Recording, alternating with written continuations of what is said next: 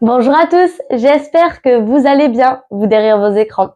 Aujourd'hui, nous nous retrouvons pour une toute nouvelle vidéo assez spéciale car nous nous retrouvons aujourd'hui à l'oral et nous allons aborder le sujet de que faut-il écrire entre l'heure avec un S et l'heure sans S.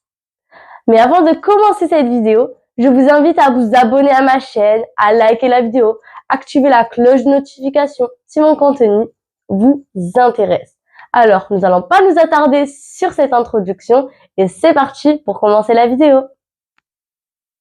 Nous allons maintenant nous intéresser au côté de présentation, c'est-à-dire qu'on va commencer par des petits exemples et bien les observer pour pouvoir regarder leurs particularités.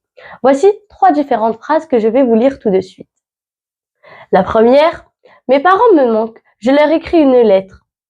La deuxième, les enfants écrivent une lettre à leurs parents. Et la troisième, les élèves remercient leur professeur. Dans ces 3 phrases, on observe différentes choses. On observe plusieurs facettes de l'heure. Une facette au pluriel, mais aussi une facette au singulier et encore une facette au singulier. Alors, nous allons nous intéresser et nous poser la question, mais quelle est la règle?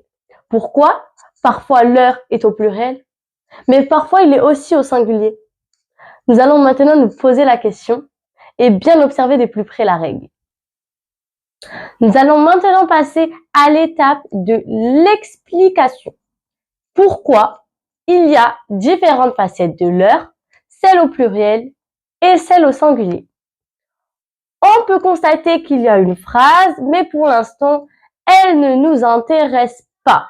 Nous allons nous concentrer sur l'explication et juste après, on pourra s'intéresser à cette phrase.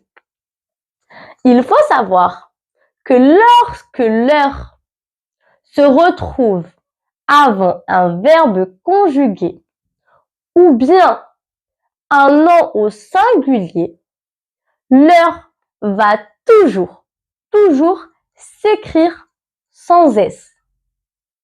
Regardez la phrase de plus près. Mon frère leur offre des fleurs.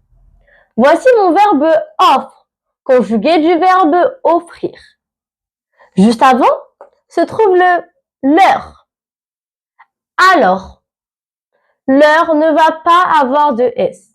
Mon frère leur offre des fleurs. Je retrouve l'heure plus le verbe offrir juste après.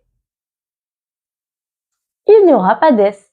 Tandis que l'heure avec un S va avoir une toute différente explication. Elle sera différente.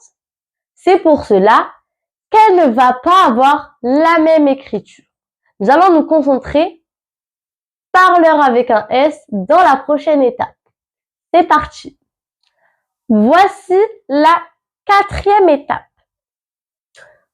On retrouve de nouveau une phrase, mais pour le moment, nous l'effaçons de notre mémoire. L'explication de l'heure avec un S. Lorsque l'heure se trouve juste avant un nom au pluriel, il va alors s'écrire avec un S. Dans une phrase, si je peux observer un nom au pluriel et juste avant l'heure, je vais lui ajouter un S. Nous allons regarder ça de plus près à l'aide d'un exemple. Les élèves rangent leurs affaires. Voici l'heure. Il porte un S, car affaire est un nom au pluriel. Lorsque un nom est au pluriel, on va alors ajouter un S à l'heure. Les élèves rangent leurs affaires. Je retrouve l'heure au pluriel plus le nom au pluriel affaires. Voilà pour nos 2 facettes de l'heure.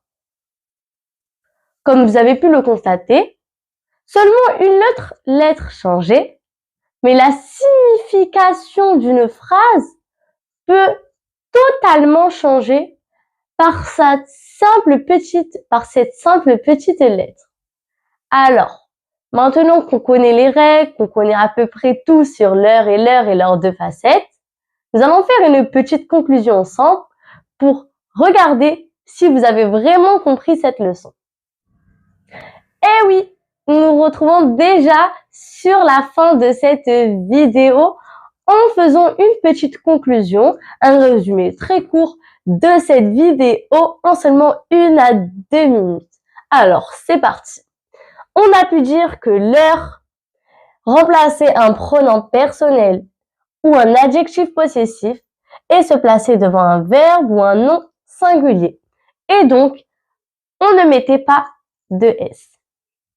Or, que l'heure avec un S lui remplaçait aussi un adjectif possessif et il se plaçait avant un nom pluriel. L'heure sans S remplace souvent du singulier, tandis que l'heure avec un S va souvent remplacer du pluriel. J'espère que cette vidéo vous a été très claire, compréhensible. Je vous dis alors à bientôt pour une prochaine vidéo. Bye!